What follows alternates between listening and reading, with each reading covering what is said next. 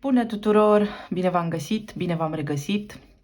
Vă mulțumesc că petreceți și astăzi timp cu mine. Eu sunt Meme și vă așteptam ca de obicei la citire, la etalare. Astăzi m-am gândit să fac așa o comparație, o citire care să aibă două linii, una pentru voi și una pentru ei, să vedem ce iese. Așa am simțit și mai mult decât atât, înainte să pornesc filmarea, am spus cu voce tare în timp ce îmi pregăteam pe aici cărțile: dacă îți schimbi locul, îți schimbi norocul.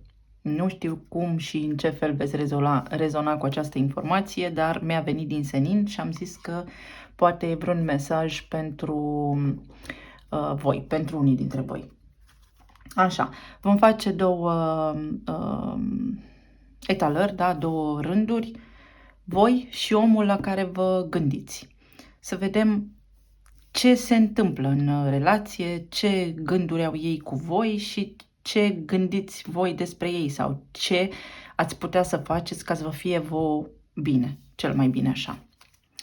Bun. Că tot am dat un citat, vorba lungă sărăcia omului.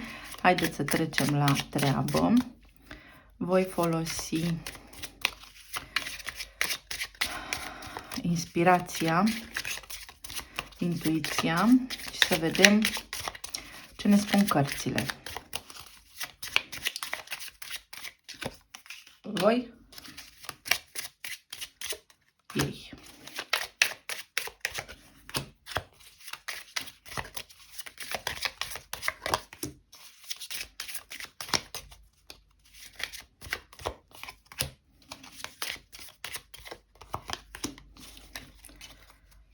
Energia lor, energia voastră. Așa.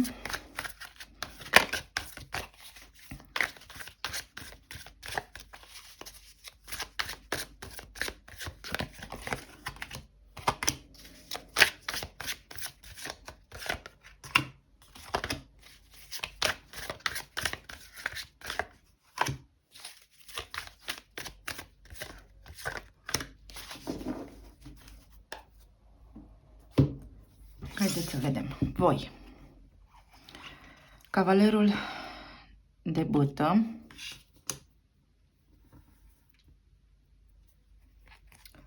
Patru de bâtă.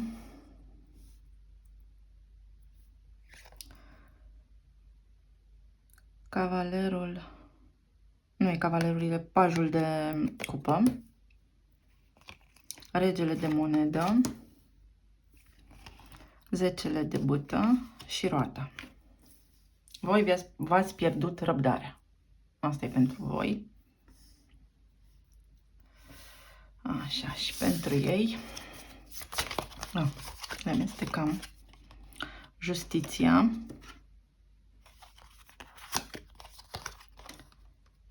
Cinciul de spadă. Asul de monedă.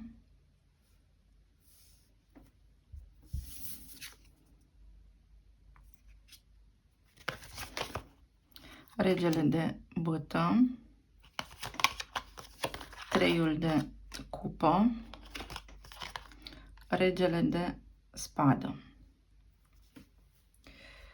Uite că au așa loc toate aici. Bun. Mâna stângă sunteți voi, mâna dreaptă sunt ei. Haideți să vedem unii lângă alții ce se întâmplă aici. Păi, în primul rând, voi v-ați pierdut răbdarea. Voi vreți acum, în acest moment, să știți odată cum stă treaba. Pentru că voi sunteți pilonul stabil din această interacțiune. Voi sunteți cei care ați știut întotdeauna ce vreți. Deși, poate la început ați pornit cumva mai încet, mai timid, voi ați fost cei care ați pus mai mult... depus mai mult efort, pus mai multe sentimente. Voi sunteți cei care ați vrut relația să fie stabilă și chiar ați tras cu dinții de ea. Ați avut momente în care ați vrut să ieșiți din relație, l-ați vrut înapoi, ați vrut să ieșiți din relație, l-ați vrut înapoi. Și când spun l-ați vrut înapoi, mă refer la om, știți că vorbesc în general. ca gen femeie sau bărbat, în funcție de cum rezonați.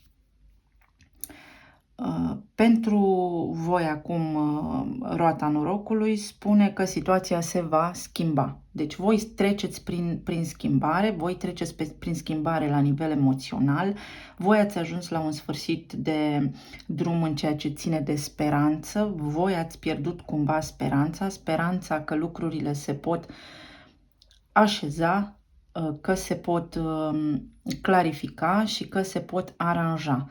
Pentru că ați avut parte de foarte mult dute vino, de foarte multe răzgândiri, de foarte multe discuții fără sens, discuții imature și vreți stabilitate, vreți să știți care vă e rostul, care vă e calea.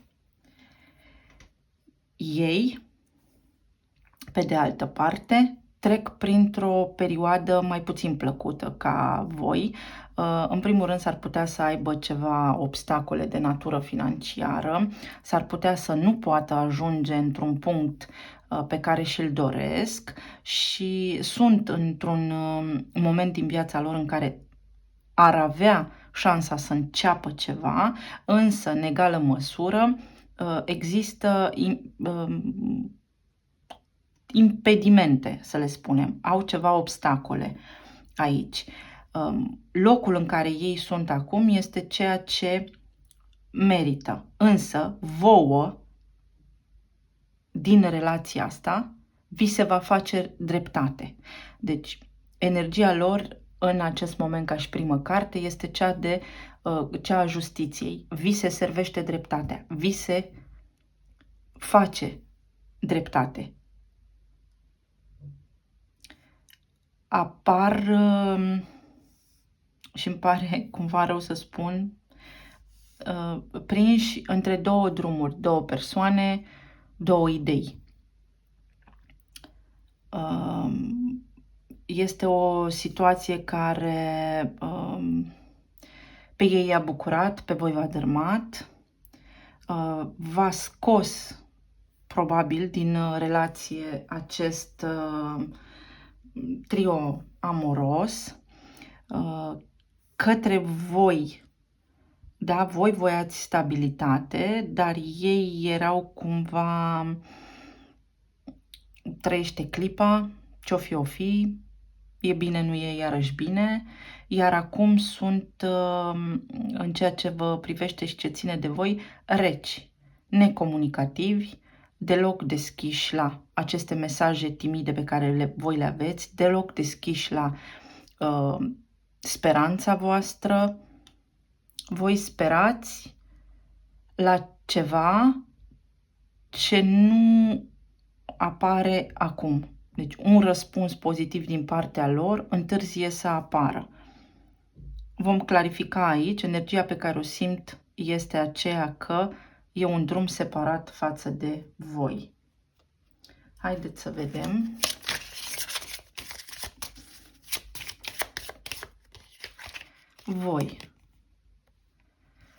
Voi sunteți necăjiți că v-a trădat. Mai mult decât atât, s-ar putea să fi folosit pretexte false, să fi folosit bani din bugetul vostru comun pentru lucruri pe care vi le-au ascuns sau să fi avut adicții legate de, nu știu, jocuri de noroc, posibil, sau orice altceva ține de dependență. Și pentru voi se întâmplă lucruri bune, favorabile la nivel financiar, vin către voi niște bănuți, vin către voi niște oportunități să vă echilibrați situația financiară. Și gândul vostru acum predominant este la partenerul vostru. Așa cum am spus, o altă variantă ar mai putea fi, v-a rănit foarte tare și v-ați și săturat de această instabilitate, pentru că ar fi luat din banii familiei voastre pentru ceva ce nu vă privea, ar fi mințit în legătură cu această poveste, sau așa ați descoperit acest trio. Ei Ei sunt bine, mersi. Cred că au altă relație, nu cred. Flirtează cu altă relație. Caută, exact cum v-am spus, au niște probleme financiare și sunt în acest moment în căutarea stabilității, în căutarea soluției. Cred că datorează niște bani și vouă și altor oameni și se simt rău. Dar rău, da, se poate și fizic. Fizic, să aibă probleme de sănătate, însă chestia asta este un tipar, deci persoanele care rezonează este un tipar al lor, au folosit din banii familiei, iar acum sunt îndatorați. Sunt îndatorați, vă datorează și vouă, vă datorează și timp, monedele mai înseamnă timp. Timp pe care poate l-ați pierdut. Așa, pentru voi voi folosi setul ăsta să vedem ce puteți face voi. Magnolia. Și avem aici un citat. Nu este nimic nobil în a fi superior celuilalt. Nobilitatea vine din a fi superior vouă. Ce înseamnă asta? Voi știți, pentru că ați ajuns aici la capătul puterilor și sunteți regele de monedă. Voi știți exact cu ce v-a greșit, voi știți exact cum s-a portat, voi știți exact ce a făcut omul despre care vorbim aici în citire. Nu vă ajută cu nimic și nici nu vă face mai nobil, nici nu vă face mai puternici, nici nu vă ajută în general să vă uitați înapoi sau să acuzați sau să spuneți, da, m-a rănit. Nu, nici nu mai contează. Ce vă ajută pe voi în acest moment este că v-ați dat seama și că puteți să schimbați situația, să vă schimbați norocul prin a vă schimba locul sau omul.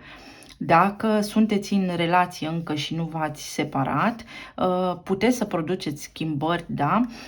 Și să tratați problemele acestea și ale stabilității și ale banilor, pentru că iată aici vedem o verighetă, prin a vă căpăta puterea, da, a intra, crește un pic de la cavalerul ăsta de bâtă, să vă duceți către energia lor, pentru că ei sunt mai puternici, pe semne că voi ați fost cei vulnerabili, cei afectați în relația asta și să căpătați mai mult curaj, să spuneți lucrurile de care voi aveți nevoie, să spuneți lucrurile pe care voi aveți nevoie să le spuneți și ceea ce vă doriți la nivel de suflet.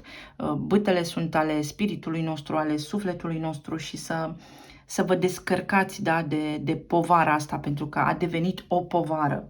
Povestea voastră în acest moment arată ca o povară. Ce mai avem aici pentru voi?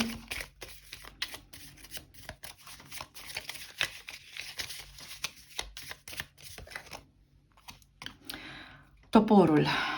Despărțire, separare, opriți-vă din tipar, da? Lipsă de comunicare, abandon.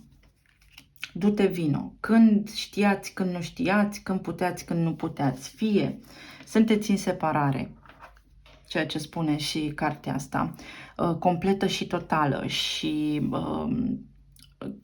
chestia asta v-a epuizat, 10 de bâtă, fie sunteți în punctul în care aveți de luat o decizie și atunci,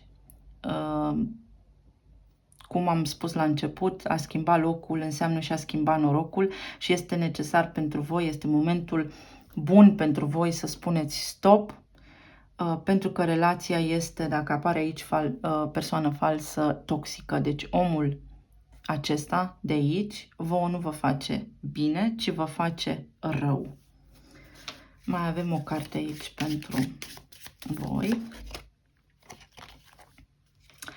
Inele, uniune, nuntă, căsătorie, conexiune de suflet, dragoste eternă, promisiuni.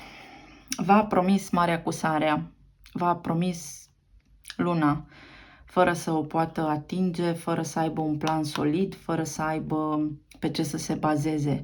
Ați fost într-o uniune și iată că acum sunteți în separare. A fost o relație de gen împăcare, despărțire, sau a fost foarte multă ceartă la mijloc. Ce puteți să faceți voi? Puteți să vă ridicați deasupra acestei situații, puteți să o integrați în voi, să o acceptați așa cum este și să mergeți mai departe către drumul vostru, către ceea ce simțiți voi, să lăsați trecutul unde este locul, să lăsați trecutul în urmă, pentru că v-a epuizat, v-a dărmat energetic, fizic, psihic și emoțional. Pentru ei acum,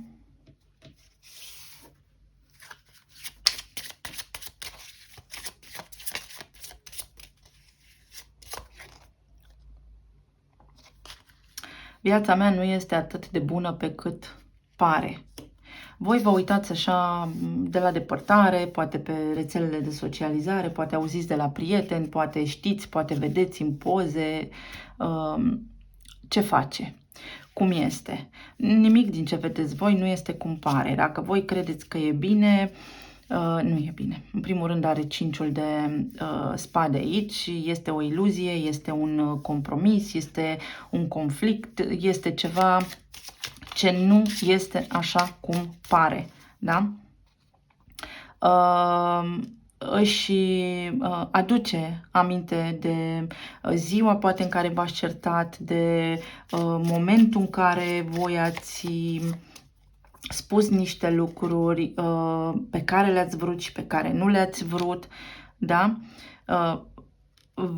Dacă ar putea, și nu numai dacă ar putea, v-ar spune ce simte, însă aveți grijă că dacă pe vremuri, să spunem că vă răspundea, era așa cumva reciproc trăirea și senzația, acum dacă v-ar spune numai bazaconii, numai lucruri care v-ar durea și care v-ar afecta, pentru că este în energia regelui de spadă. Ar spune ce ar vrea în favoarea lui, cum poate. Și omul ăsta încearcă cumva să își corecteze viața, fie că este, da, în această energie, fie că are probleme de sănătate, fie că poate lucrurile nu-i merg deloc bine și caută să rezolve să-și rezolve lucrurile, să-și rezolve viața, da? Încearcă să depășească obstacolele pe care le are, pentru că are și obstacole la nivel financiar și dacă încearcă o altă relație cu altcineva, să știți că nu îi este bine nici în relația aceea. A sărit din lac în puț ca energie în sensul de tot aia este, da? Roata se întoarce. El face același lucru, aceeași poveste, aceeași mărie cu altă pălărie. N-a schimbat nimic, n-a reușit nimic, nu are realizări. Nu l-a prins pe Dumnezeu de picioare, știți vorba. Deloc. Care-i sfatul pentru voi?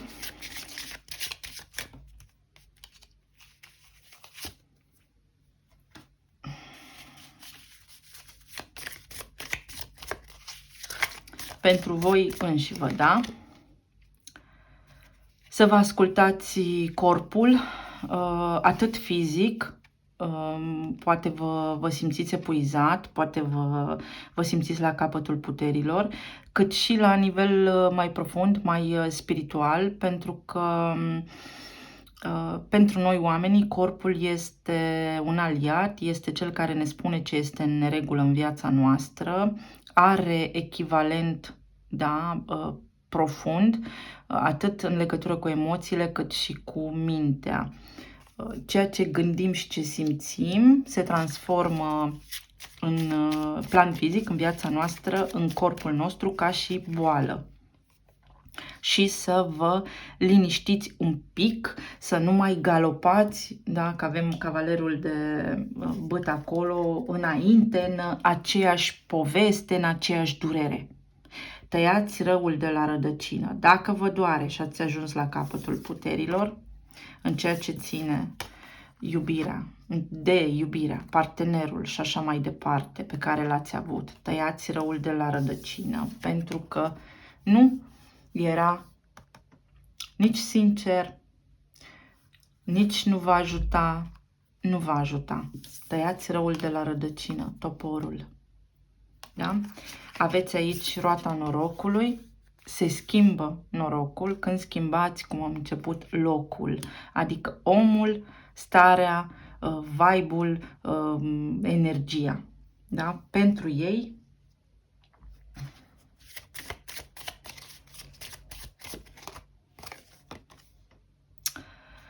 este timpul să te oprești din procrastinare, adică din a-ți bate joc, așa cumva să spunem, interpretarea mea, de lucrurile din jurul tău, din a lua totul de-a gata, din a avea senzația că totul în viața asta ți se cuvine, fără să dai nimic la schimb. Unii dintre ei, să știți că sunt și un pic lene și așteaptă mură în gură, muieții sposmegii. Cam despre asta este vorba aici. Este momentul să facă ceva cu viața lor și iată aici avem și un ceas, ora 1 fără 5, că va bate gongul, da, de ora 1:13, care este în tarot cartea moartea, respectiv transformarea, adică vine peste ei momentul în care trebuie să se schimbe, trebuie să facă o schimbare, pentru că altfel nu vor fi bine. Și iată că este 31, da? Deci au ajuns într-un punct în care nu sunt bine, și 5 de spadă aici, nu sunt bine deloc și trebuie să se uite în oglindă, adică să își recunoască lor înșiși că situația nu este bine și că trebuie să se schimbe.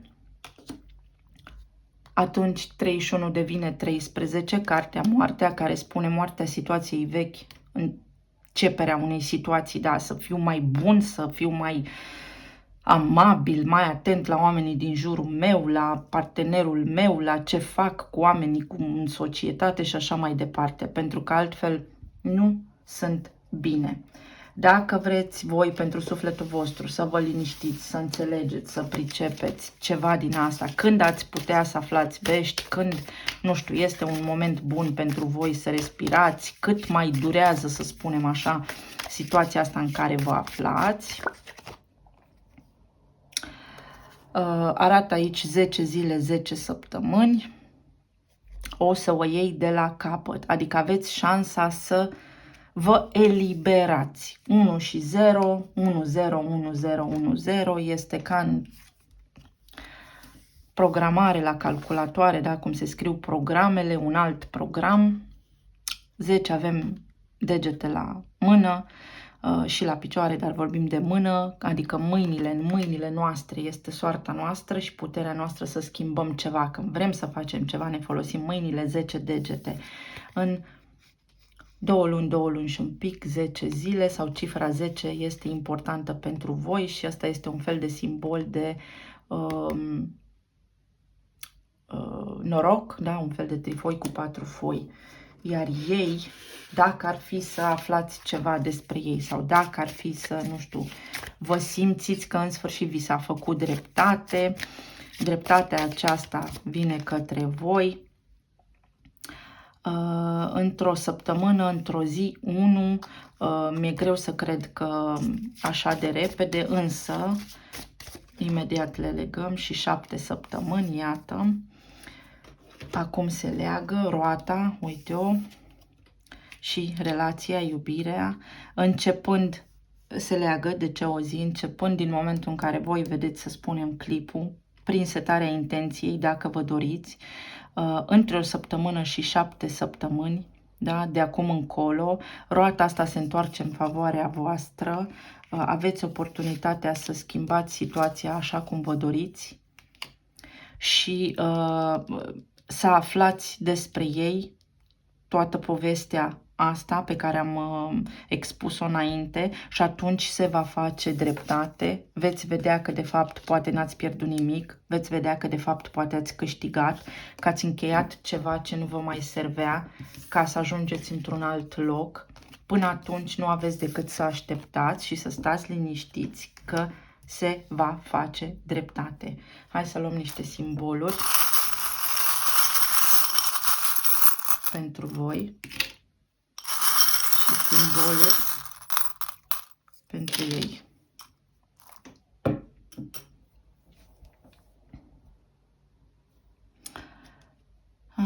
Așa. Pentru voi mai iau unul pentru voi. Nu. Mai luat ce mi-a ieșit, că erau mai multe. Așa. În primul rând, inima voastră este pusă sub lacăt, adică ați rămas blocați, da, aici. Aveți nevoie să deschideți inima, să vă deschideți inima către transformare, către frumos, către iubire și către viață, să nu mai stați prinși în energia aceasta, pentru că nu este în favoarea voastră. Trebuie să vă bucurați, să vă reluați, da, gândul pentru frumos, să ajungeți în punctul în care să vă bucurați din nou de viață, pentru că aveți noroc. Schimbați locul, schimbați norocul. Știu cum sunt cuvintele mele, că mă cunosc de atâția ani. Avem aici un săgetător. Săgetătorul începe la sfârșit de noiembrie, din 22, parcă noiembrie. Și până atunci sunt 10 săptămâni, nu, dar aproape 10 săptămâni, probabil. Și Capricornul, pe semne că pentru voi, să zicem, luna decembrie va fi foarte benefică, decembrie-ianuarie, aveți și un Capricorn aici. Inițiala K, știți cum mai scrie lumea acum în chaturi, chei, de la ok, veți fi bine. Lucrurile se întâmplă încet, dar sigur. Și asta vă va ajuta pe voi la nivel de energie feminină. Energia feminină este cea care creează, cifra 10, deci veți face lucrurile să fie bine. Aveți din nou coronița aceea, care este și o coroniță de Crăciun, dar și simbolul lui 6 de bâtă, care spune că veți avea succes, că veți reuși să treceți peste aceste lucruri care nu v-au ajutat. Și mai avem aici o coroană care spune prințesă, adică cavalerul în alte din astea seturi. Veți evolua, veți deveni regine, regi și regine. Norocul se transformă în favoarea voastră, da? Se schimbă norocul, e aceeași carte, este simbolul lui Jupiter aici, deci situația se mărește de la încet și sigur, lucrurile vin către voi. Acum ei, avem inițiala C, avem inițiala I sau I și T. Da? Sau cât de mult mai pot persista în a fi un trubadur, poate un pierdevoară, poate un om care nu ia lucrurile în serios. Și am vorbit despre energia lui, le ia pe toate așa de-a gata. Sau mai poate fi de la tic-tac, de la ceas.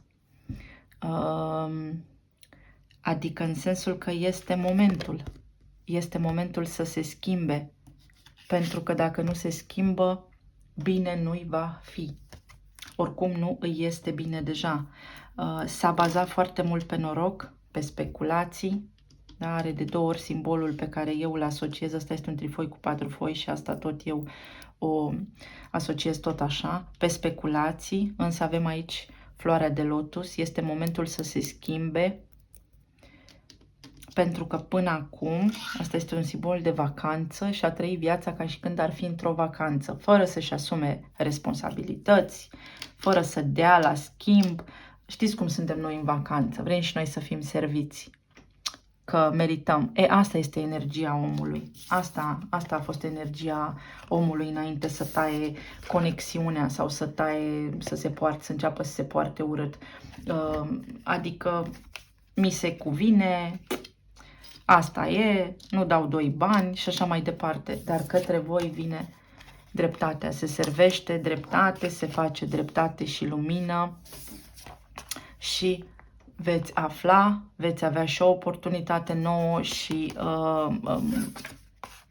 cumva, să spunem, va fi pentru sufletul vostru așa o bucurie să aflați că dacă a plecat din relația voastră pentru altcineva, că avem aici o relație de trio, să știți că n-a făcut nimic, n-a rezolvat nimic, nu merge bine, totul e doar așa cumva de ochii lumii, nu este ce pare.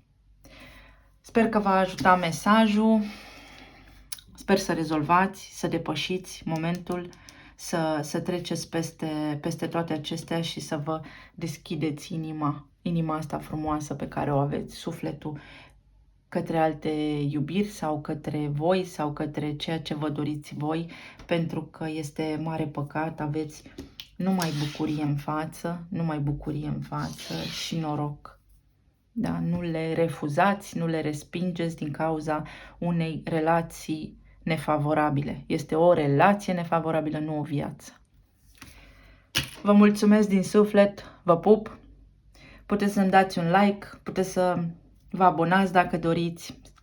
Puteți să-mi lăsați mesaje mai jos, răspund. Știți că răspund pentru cei care sunteți aici de ceva vreme. Vă îmbrățișez cu drag și vă aștept și data viitoare. Pa, pa!